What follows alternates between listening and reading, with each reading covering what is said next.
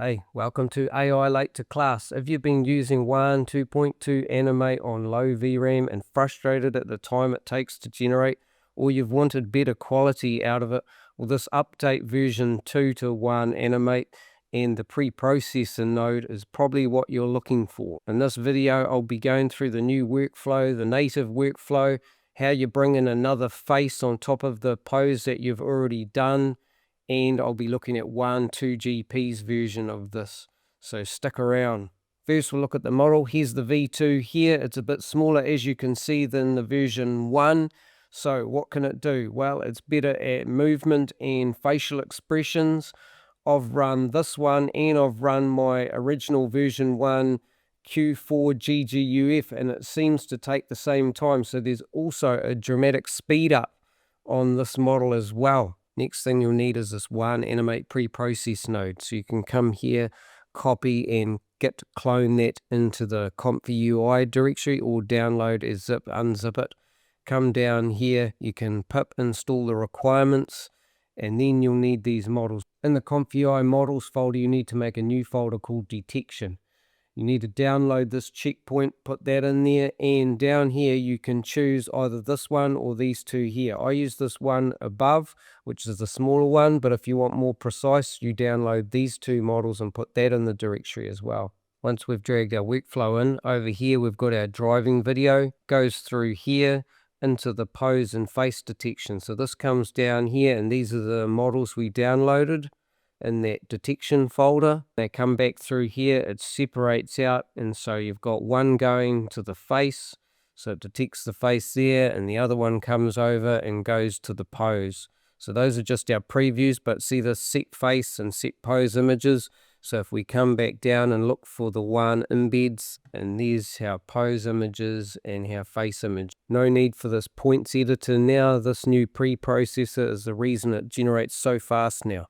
If you're new to one Animate, these nodes down the bottom here are the ones that make the mask. So you've got SAM2, segmentation, grow mask with blur, blockify the mask, and then draw the mask on image.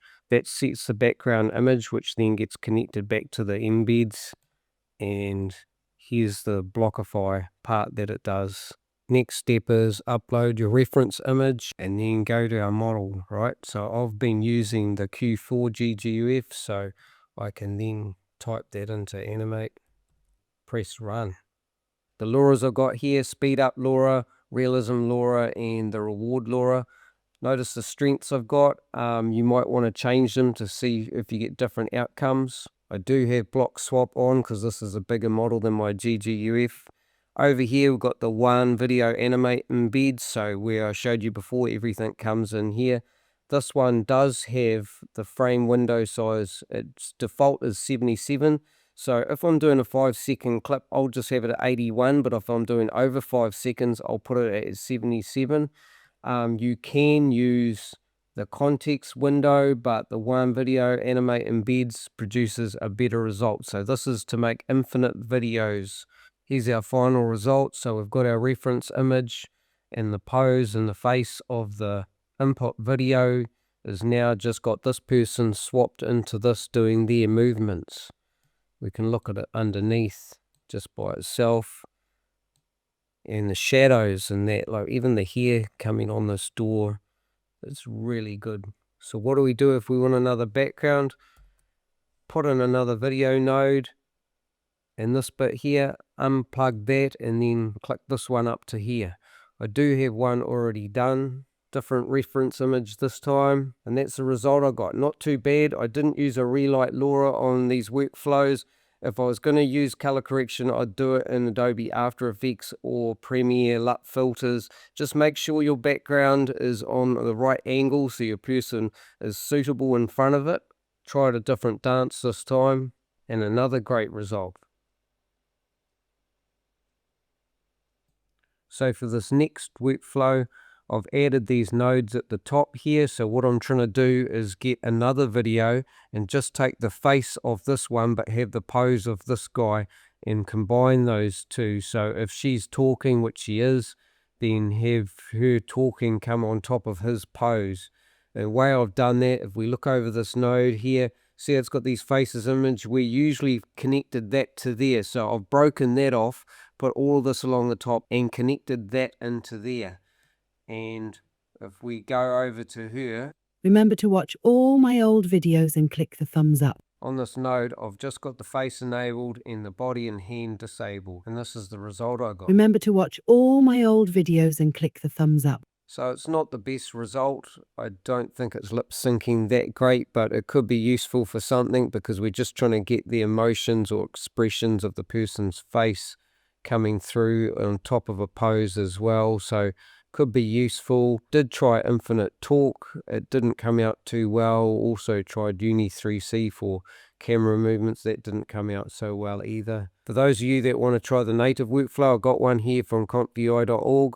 You can see it's got these video extend blocks, so you have to keep copying and pasting the longer you want to make your video. It's not like the wrapper where we have a context window or the new embeds with the sliding window built in. We don't have the new pre-process node, so we're going to be a long time generating versus our wrapper version. Another thing is, without the pre-process node, we've got a left shift click, put these green dots, and then right shift click to put these red dots, what we don't want in this points editor. And then we've got to click run, and then when we see the video load up, we've got to press the X and stop it, arrange those things, and then press run again. So that's a bit weird. I've got a GGUF loader there if you've got low VRAM. So getting started on this workflow, just upload your picture there and then upload your video there and press run. You should be good to go. If you want a different background video, I've put this node over here and you can click that up to the background video where the original video is connected. And now I'll stick to the wrapper version as it's a lot faster. For users that don't want to use ComfyUI, you might want to try 1.2GP.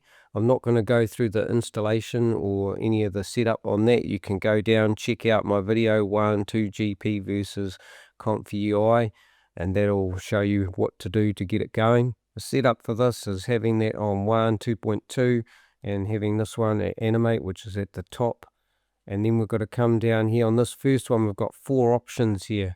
I've chosen animate the person reference image using motion of the targeted person in the control video. So that's getting just this guy's motion, and we're going to keep the person still in the image that they're in. Obviously this is our driving video as we used in the ComfyUI. But before we do anything in this particular scenario, we go up to this video mask creator. So we upload that video there and click over here, and as it loads, it clicks certain parts until you've got the whole thing that you want. Next you click generate video matting and you get these 2 results here. Go down here, click export to control video input and video mask input. And then you'll get that coming through over here. Moving down, we've got our reference image there. Simple prompt, a woman dancing. Got my resolution 480p. You can change that there. Now I've got 81 frames because it's 5 seconds at 16 frames per second. So I'm not changing that. It will go infinite length because it's got the sliding window. Looking at the inference steps, by default it's 30, but I've put it down to 4 because I'm going to use the 4-step LoRa. So if you want to know where to put the LoRa, it's in this 1.2GP and LoRa's I2V. You can see my one in there. I'll have a link to that in the comments. Underneath is the LoRa's, and then you select it from there. Back on the general tab, I've got my CFG at 1 and my shift at 5. You can use extra phases to get better quality. It takes longer obviously. And on miscellaneous here, you've got the default of frames per second is 30, which is too high I think for the AI video, but I've just put it down to 16 because that's what my original driving video was. You can use other LoRa's like I did in the ComfyUI example to get better quality, etc., but I'm not going to go through that. Put them in the same folder. Let's just have a look at the output from this.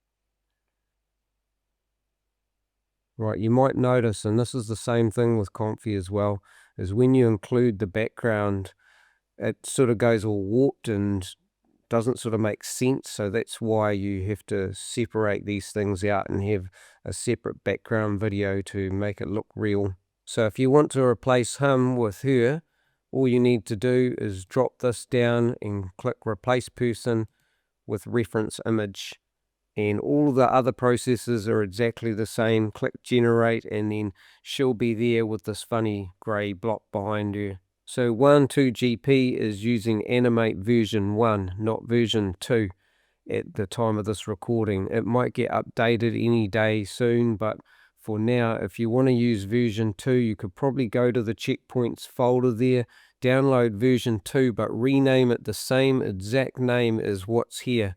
That way, when it searches for it, it'll be looking up that, and that should run the file. Going back to the original wrapper version, I've added in these two nodes, clean VRAM and clear cache. So if you're doing longer length videos and you're using context option or the new sliding window, it will never run out of VRAM. Hope that's cleared up a few things about the new version. Any problems, write in the comments. I usually respond. We'll see you in the next video.